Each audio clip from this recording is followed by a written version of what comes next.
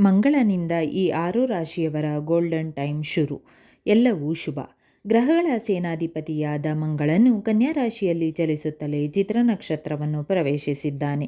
ಮಂಗಳ ಈ ಚಲನೆಯಿಂದಾಗಿ ಯಾವ 6 ರಾಶಿಗೆ ಸೇರಿದ ಜನರಿಗೆ ಬಂಪರ್ ಲಾಭ ದೊರಕುವ ಯೋಗವಿದೆ ಎಂದು ಇಲ್ಲಿ ತಿಳಿಯೋಣ ಬನ್ನಿ.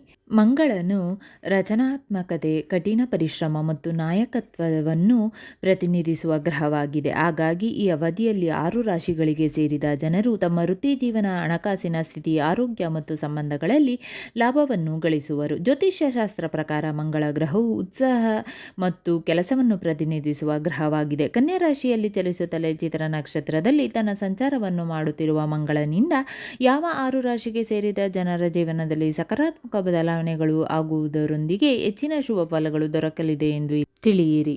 ಮೇಷ, ಮಿಥುನ, ಸಿಂಹ, ಕನ್ಯಾ, ವೃಶ್ಚಿಕ ಮತ್ತು ಧನಸ್ಸು ರಾಶಿ.